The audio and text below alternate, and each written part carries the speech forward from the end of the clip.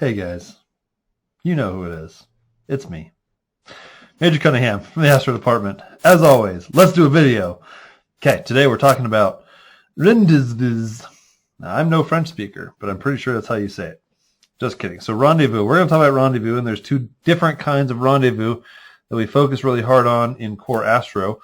Well, the first, of course, is a coplanar rendezvous. That means that two satellites start off in two different sized orbits. They're in the same plane, right? They have the same inclination, which puts them in the same plane, which is why we call them coplanar.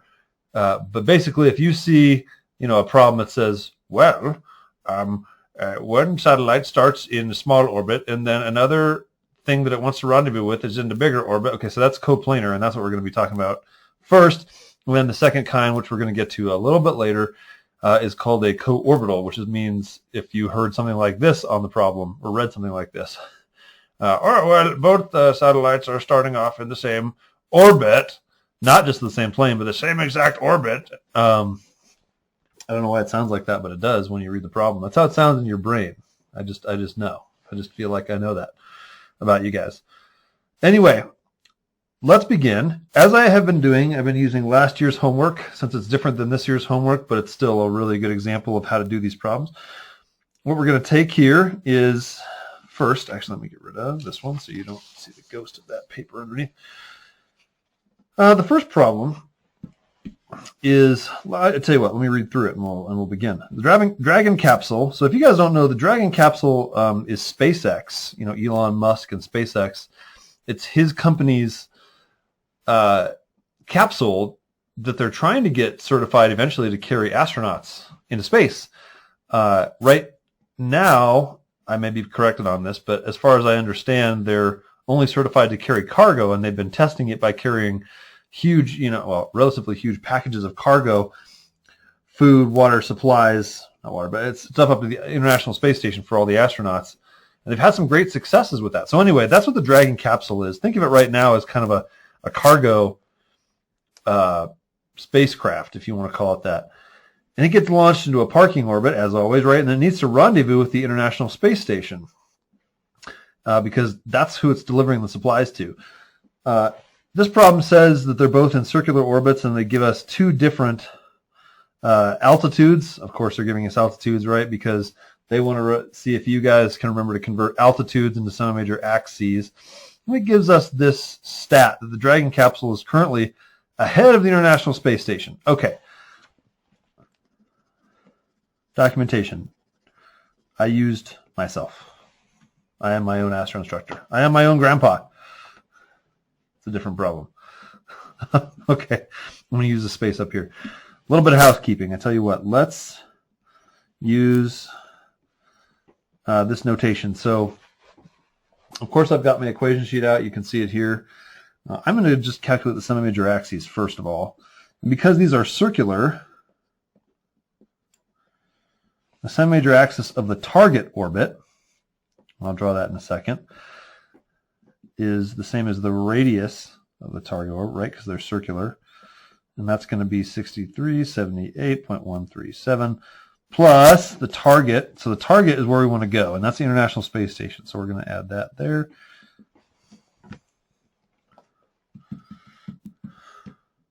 Oh. Cool. 6828.137. Cool. Kilometers, of course. Of course. And the interceptor is the Dragon capsule that has all the supplies in it, and it's going to do a little burn to get up there to that higher orbit. So let's find out how big its initial orbit is, and that's 6378.137 plus 325, which is the altitude they gave us. They are the makers of the problem. 6703.137 kilometers. That's just kind of some helpful housekeeping. Now, the next piece of helpful housekeeping. Now, you guys know me. I do love pictures and videos. In fact, you might argue that I need pictures and videos to learn the best. I know some of you guys are like that too. That's why I make these videos. Okay, so there's the Earth. Now, in Astro 310, the convention is that we typically represent the target with an X or a dot, or, it'll be made clear to you which one the target is. I usually just use a dot. So let's draw, let's say the ISS is, we know it's in this bigger orbit. I'm just going to put it right here. We don't know when in time this is occurring, so I can kind of put the target wherever I want. The interceptor, it says, which is the Dragon capsule, right? Maybe I should say interceptor, right? Target, for labeling sake. The interceptor, it says, is currently ahead of the ISS in its own orbit, is what that really means. So let's see. Here's how I draw that. We draw a triangle typically. So on GRs and homeworks, you'll see the interceptor is represented by a little triangle, usually a blue triangle, in fact. So again, if we draw our position vectors out from the middle of the Earth, that's the one to the target. Or sorry, interceptor. Oop, interceptors are triangles, my bad.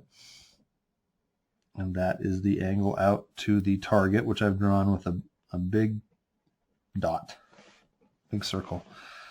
Okay, so the angle between these guys, you might think, well, there's about 30, it says it's 30 degrees ahead, the interceptor is. We always measure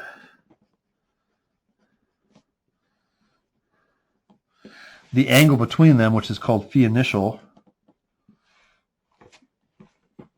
from the interceptor. We start at the triangle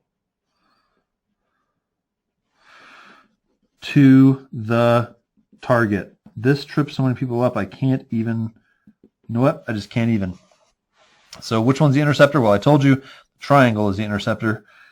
And if I draw from the interceptor all the way around this circle and get back to the target, the problem said that, oh boy, let's see.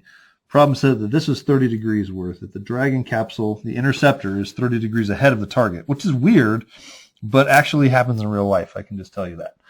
So phi initial is the angle from the interceptor to the target, regardless of the targets being ahead or behind. So phi initial is 330. Well, that seems weird, right? Because we traced out, starting from the interceptor, almost a whole circle's worth, minus 30 degrees. So the angle between them is 330. Now, housekeeping right away. Convert to radians, please.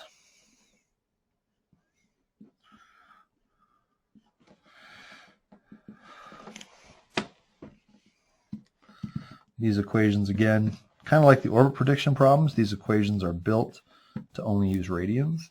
So heads up. All right, so phi initial, the initial angle between the interceptor and the target, I get 5.7596 radians. It's pretty neat. Okay. All right, that's about the extent of my housekeeping for now. Let's answer the question here. What type of transfer must the Dragon perform? Well, like I said at the beginning of the video, if you hear the problem say, well, the Dragon capsule is in this smaller orbit and then needs to rendezvous with something in a split-stop different orbit, that's what makes it a coplanar rendezvous.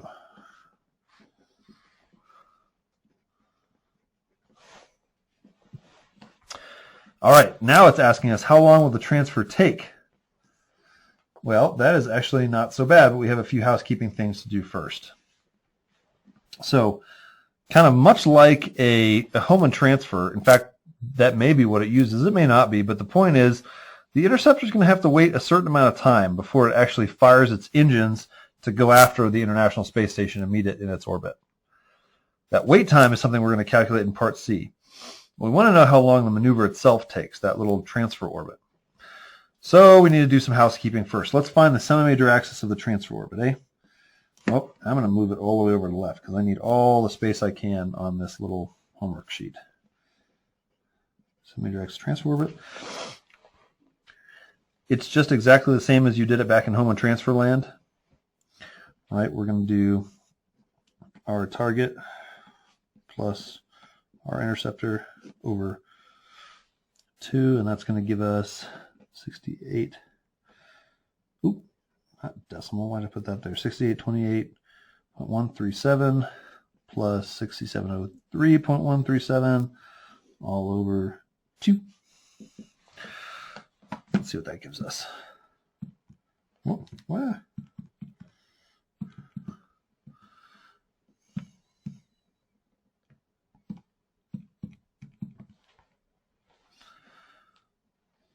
equal to, this gives me 6765.637.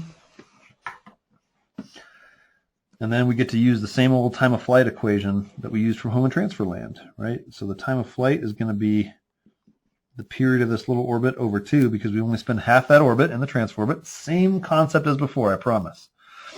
So that means we're going to do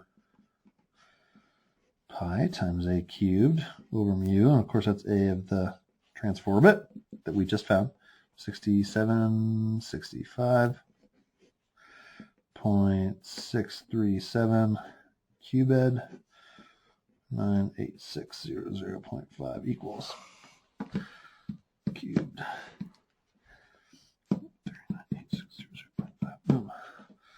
Square root, as some people say. And then, oop, I almost forgot to put pi next to this. That's partial credit for me, if any credit. Dang, man. So I get, this comes out to be 2769.134 seconds. Notice the problem didn't ask for it in hours, so we can just leave it in seconds, and that's fine. For those who are curious, that's just a little over 45 minutes, just for funsies. Kind of interesting to know. Okay, this is where you make your money. How long will the Dragon capsule have to wait to begin the maneuver? Wait time. We abbreviate as WT, Whiskey Tango, to use the NATO phonetic alphabet. All right, again, maybe I haven't been doing as good a job in this video of showing you where I'm getting stuff from, but it's all, so we're now, in this lesson, we are flipping our equation sheet over, and we're in the top left area. And we're going to start using some of these equations here, which is pretty neat. Okay. So to ask how long, so this is what I was saying a little bit about before. The interceptor can't just burn its engines at any time and expect to meet the ISS in its orbit. This is a really unique problem. You basically have to be an astronaut or a ground controller, I guess, because there's no astronauts aboard the Dragon capsule, but the ground controllers from SpaceX say, okay, we're currently in the smaller, faster orbit with our Dragon capsule. It's up there with all kinds of, Tang orange juice and delicious foods and space pizzas for the astronauts. Evidently, the Russians really love space pizzas, or so I have heard. But who doesn't love pizza? I feel like that's a universal truth for the world. Anyway, my speculation. What is true, though, is they have to hack their watches exactly at the right time and then count up from the current time and say how long from the present moment. What's the countdown, basically, from the present moment to when we're going to fire the Dragon capsule's engines to meet the ISS? This has to be timed so precisely to deliver space pizzas.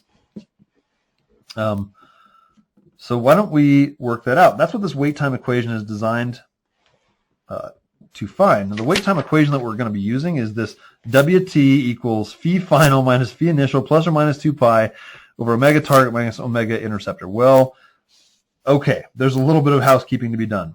So as always, let us do our housekeeping first. So what is phi final? Well, it says on our equation sheet, phi final is the difference between pi and alpha lead. Okay, that's great. What's alpha lead? Alpha lead is omega target times time of flight. Oh, well, shoot, what's omega target?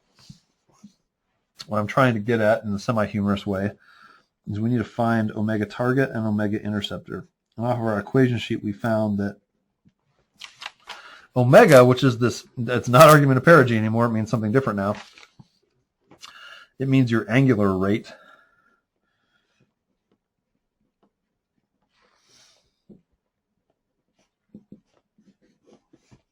So basically it's how much of a fraction of a circle per second are you going. This is how we find it. So our radius of our target was, we found 6828.137 cubed. Now, not to worry, this is going to be a tiny number. It's supposed to be a tiny number.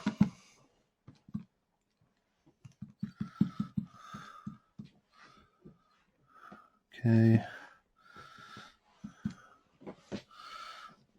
0.001119 radians per second. Definitely carry out the 4 significant figures in this because the errors, I mean, the numbers are so small that you need precision.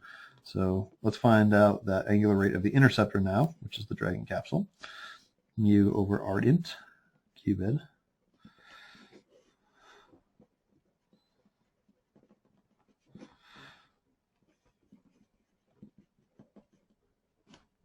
Okay, time to plug into chug.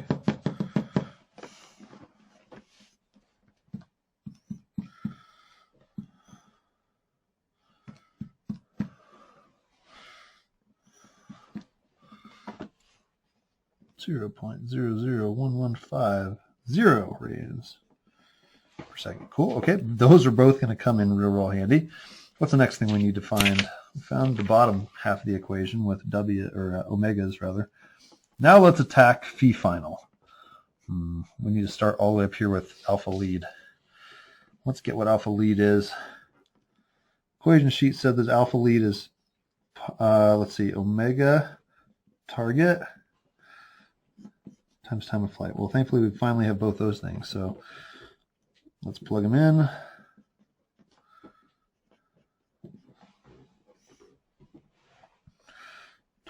.00134. 0.001119. 2769. Okay, so that gives us, this is an angle in radians, 3.09867 radians. Now we can use that to get phi final. Oh boy, running out of space. Phi final. That's the circle with a line through it. It's a Greek letter phi. Phi phi fo fum. And our equation sheet says that phi final is pi minus the alpha lead we just found. So that's going to give us 0.04293 radians. Okay, now we have all the ingredients to find wait time. Wait time is a good time. Wait time equals phi final minus phi initial plus or minus 2 pi. We're going to deal with that in a second. Oops. There should not, I would argue there should not be a parentheses here because you're not multiplying. You're just doing a plus or minus. So I'm going to write it the correct way. Over omega tiget minus omega und. So here's how you use this. Kind of like the orbit prediction problem where we had a mysterious 2 pi k hanging out.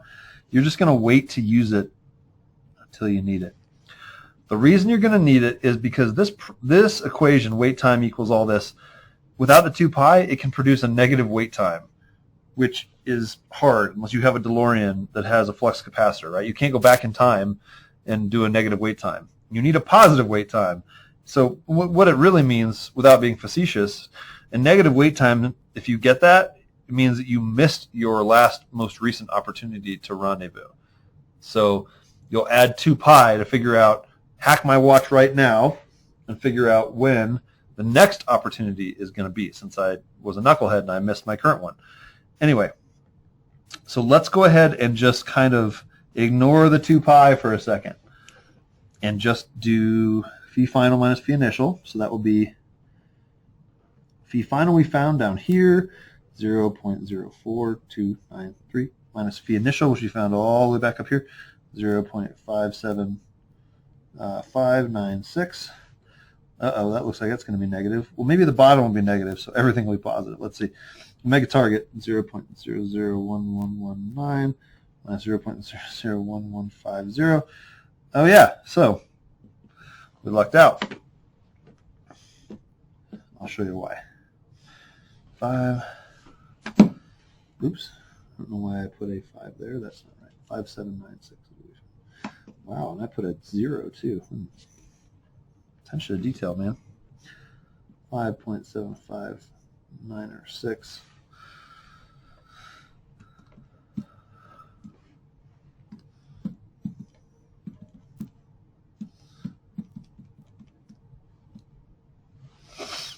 gives us 184,408.65 seconds. As before, the problem did not say we have to have it in hours, so we will leave it in that. Seconds. I'm curious, though. I have to know. That ends up being about 51 hours. So like I said, these orbits are actually pretty close in size. They're both very low Earth orbits, traveling very fast. But for the stars to align and for everything to be perfect for you to start your maneuver, you have to wait 51 hours from the present. So anyway, with a coplanar rendezvous, you're always going to be looking, in Astro 310, I'm just telling you, you'll always be looking for wait time. With the coplanar rendezvous, that's where you make your money. Is like, okay, hack my watch. Hopefully I didn't miss my last opportunity. When's the next opportunity to rendezvous and burn my engines? Okay. So now, break. Let's do a different kind of problem. Let's do the other kind. And as before, let's read it off. Okay.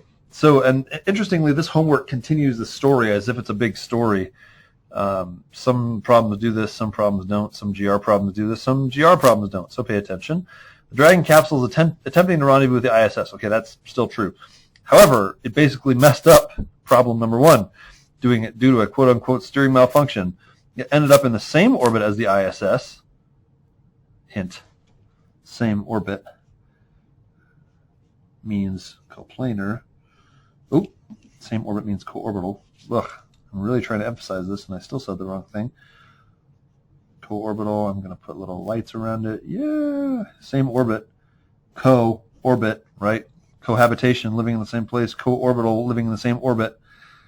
Okay, same word stems and prefixes. When you see same orbit, think co-orbital. So it says that they're both in the ISS's orbit, which is nice. So, you know, this orbit with the size 6378.137 plus altitude of 450. We actually already found that. But I'm going to find it again. I'm going to start everything off as if we weren't given all this stuff. 6828.137 kilometers. Okay. Now, here's the crucial thing. It says that the Dragon ended up 25 degrees behind the ISS. So the first part of the problem says, hey, man, draw a picture.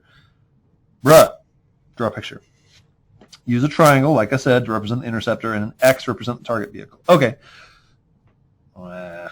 Never a big fan of the X because it seems like we use that too much, but okay. Here is the Earth, right? All right. I'm going to go ahead and draw my circle with an X through it. So that's the target. That's the ISS. It says the Dragon is 25 degrees behind it. So I'm going to do my best to draw a blue triangle with a pencil. So being the black triangle. Haha. All right, it says this angle here is 25 degrees. And that is good. As always, we're going to do the initial, and we're going to convert it from degrees to radians, because these equations are only designed for radians. That ends up being 0.4363 radians. Cool. Now let's see. First things first. It says, I want to calculate the size of the phasing orbit the Dragon capsule must enter to complete the rendezvous. Okay, so like in class, your instructors will or should have discussed that the way that this actually works is the Dragon capsule enters a smaller orbit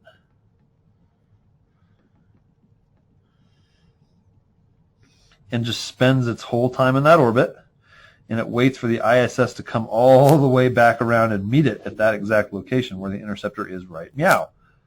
So what we're going to do is calculate the size of the phasing orbit.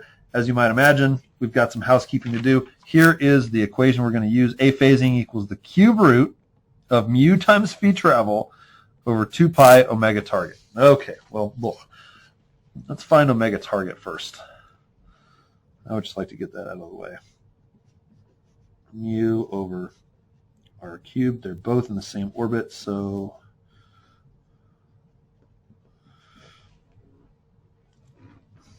68, 28.137 cubed equals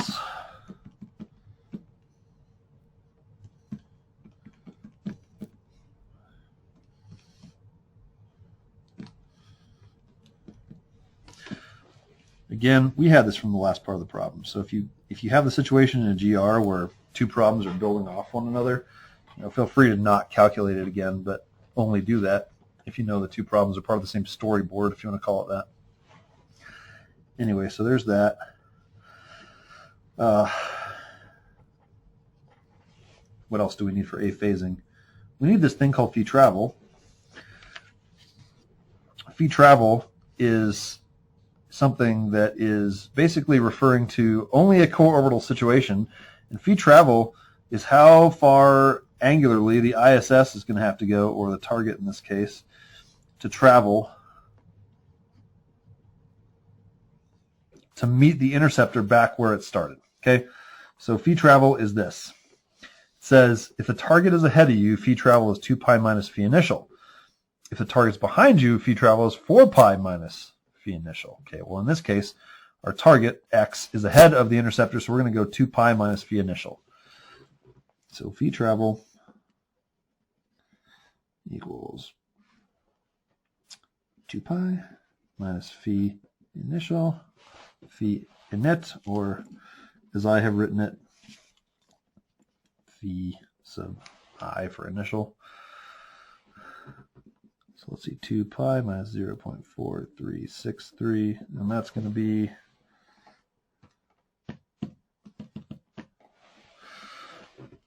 5.8469 radians. Okay, so now we have all the ingredients to calculate A phasing. Here's how I write it. Mu times phi travel, which we just found, over 2 pi omega target, which we also just found. That little thing is squared. This whole thing is raised to the 1/3 power, or which is the same as writing a cube root. So let's plug and chug.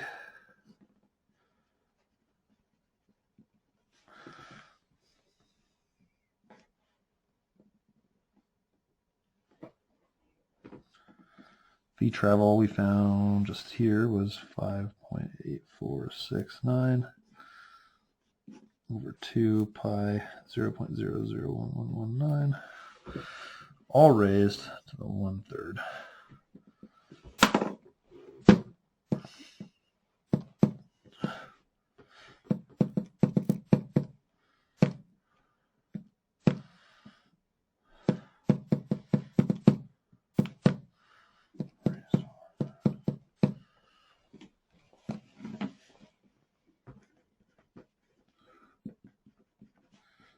That's what I get, 6508-ish kilometers for the size of the phasing orbit.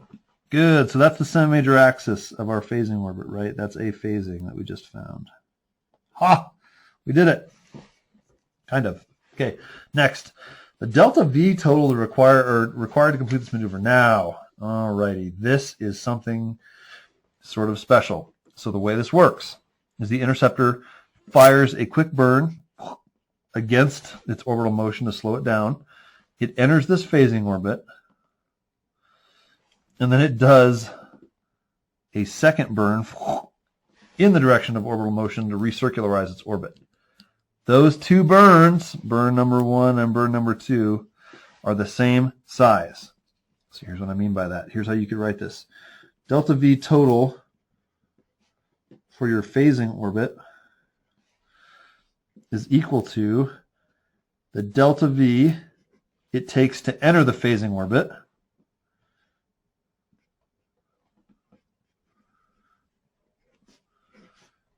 multiplied by 2.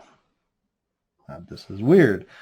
I know, because one burn, which is the same size as the second burn, makes it slow down. The next one makes it speed up in the same exact amount.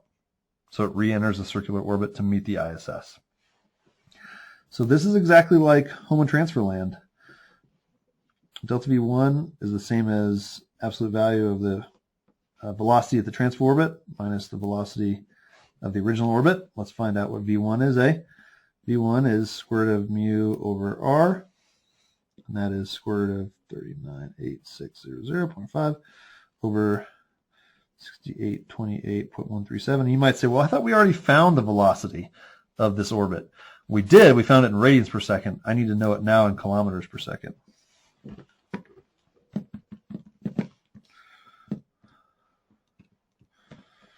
All right, so this gives us 7.826 kilometers per second. VT1, we're going to calculate just like we did in home and transfer land. Mu over r. This is just the r of the orbit plus epsilon. What should we call that? I guess just r. And then this is negative mu over 2a of the phasing orbit. So what does this equal? What are the chances I can fit it in this tiny space? 2.3860.5, 6828.137. Don't write this small at home, kids. Don't try this at home. 2 over 6508.137. Okay. I'm just going to come down here. Whew. Things are running out of space.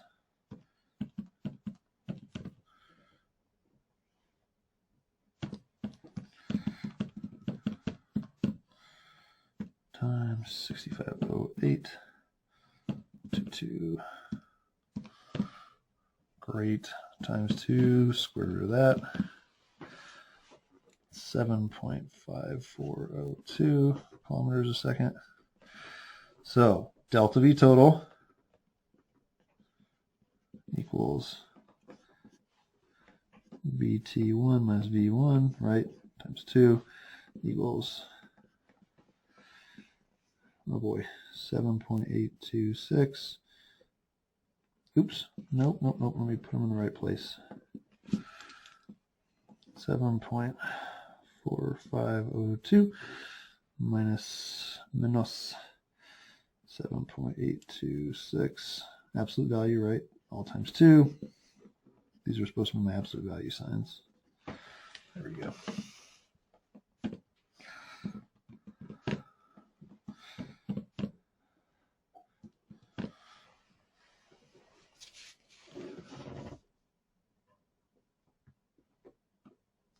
Oh, let's see here.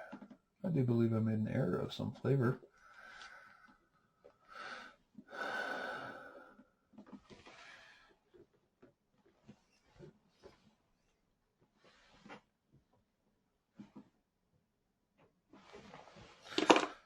Stand by. I'm checking my answers.